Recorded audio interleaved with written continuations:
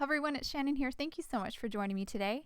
In this video, we are going to play with Waffle Flower's new Little One Alpha die and the Little One Baby combo set to create this sweet welcome baby card.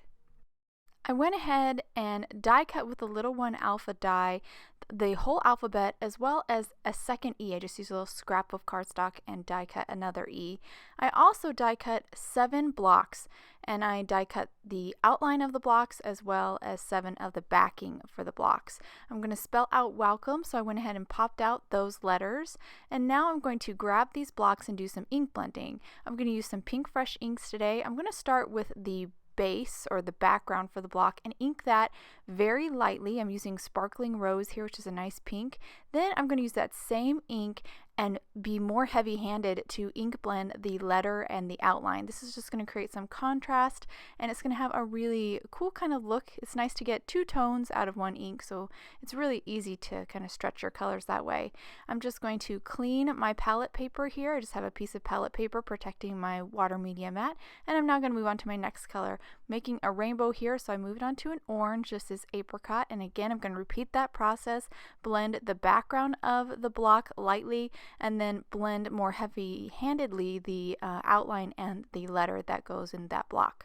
And once I finish ink blending all 3 pieces, I'll then put them aside and then move on to my next color. Moving on to a yellow here, Lemon Whip. All the colors that I'm using are on screen so you can follow along. I'm just going to repeat this process till I have all of my colors or all of my blocks being blended out.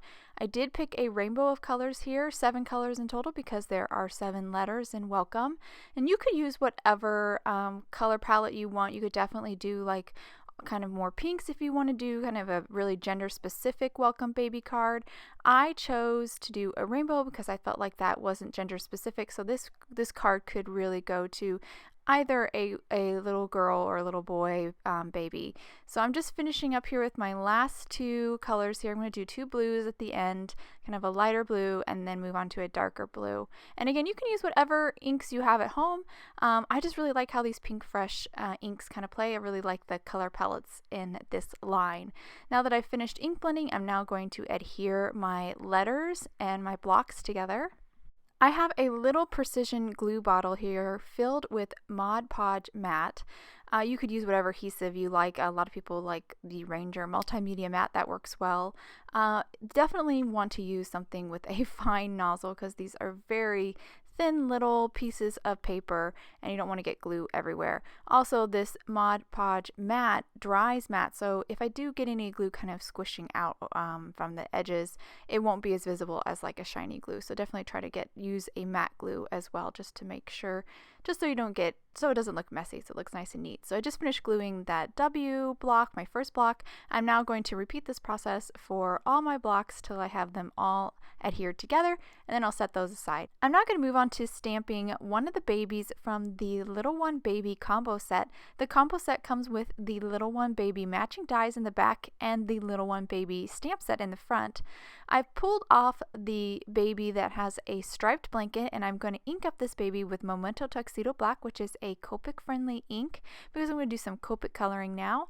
I'm going to color the baby's face first. I just have some really light tans picked out for that, and then I'm going to add some rosy cheeks with RV11. All the colors I am using are on screen so you can follow along. I'm going to color basically the blanket and the hat in the same kind of rainbow palette that I used for the blocks, except in Copic form.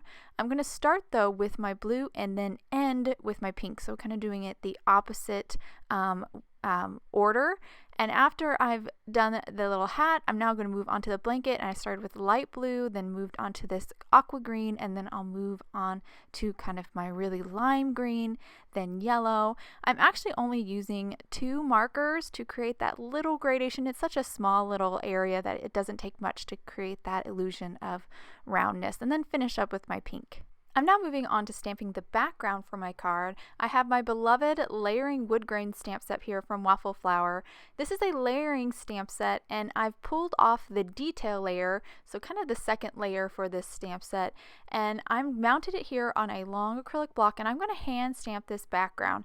I'm going to ink up this Woodgrain stamp with a nice tan color. This is Warm Buff from Pinkfresh. Once I ink it up, then I will just hand stamp this panel. This panel here is a measurements for a slimline card, so it is 3.5 by 8.5.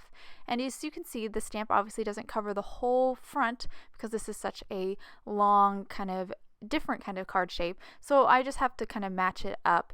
And it's pretty easy to do because I'm doing it here just by hand, just eyeballing it, and it doesn't have to be absolutely perfect because this is kind of a rustic wood grain look anyways, and a lot of it will be covered when we adhere our blocks and our baby to the card front. So I'm just going to finish up by stamping that last little bit, and then I'll set that aside.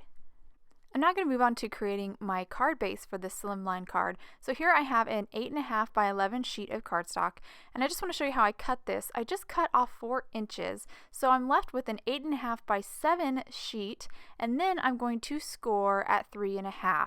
So on the 7 side, that's where you're going to score down at 3.5, and then just fold it over. Because this is so long, I kind of had to rotate it because my scoreboard is not big enough for this sheet of cardstock, and then I just fold it over and crease the fold, and that's how you make a slimline card. So now that my base is made, I'm going to just put some tape down onto the front and then stick down that wood grain background that we created. And we are almost ready to put this card together, but we do have to stamp our sentiment real quick. I just arranged my blocks just so I had an idea of where they are going to go, and then I pulled off this little one. I actually cut this little one sentiment away from the large stamp that it's a part of. Just used a pair of scissors. I never am afraid of cutting my stamps because I can always put them back together either on an acrylic block or my MISTI. So it allows me to get more use really out of those stamps. So don't be afraid to cut those stamps. Just don't cut the actual image, just cut around the image. So I just stamped it there in VersaFine Onyx black ink, and now that that's stamped, I can now actually stick down all of these blocks and baby. I just have a couple pieces of, or a couple squares rather, of foam tape behind each one of the blocks. I'm just removing the backing here and then sticking those down, and then I'm going to adjust this E here just a little bit to kind of make it look like it's actually supporting the baby a little bit more. Once I have that E in the right spot, I'm then going to cut my little foam squares here just kind of a little thinner and put them on the top edge of the baby, and then add a little liquid glue to where the baby overlaps with the blocks, and then I'll just stick that down, and once that baby's stuck down, this card is complete. And I'll hold the card to the camera so you can get a good look at the details in this card. Our sweet little baby, the beautiful blocks, and our wood grain background, which is a great solution to add some interest to the background but not make it too busy that it distracts from our sentiment or our images.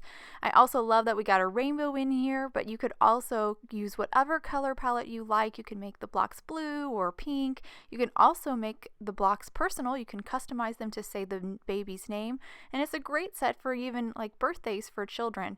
I hope you guys enjoyed today's card and video. If you'd like any more information on the products I use, please check out the links below in the description. I'll also share links to my blog and my Instagram account. And if you like this video, I'd so love for you to subscribe to my channel. Thank you so much for watching. I hope you guys have a wonderful day.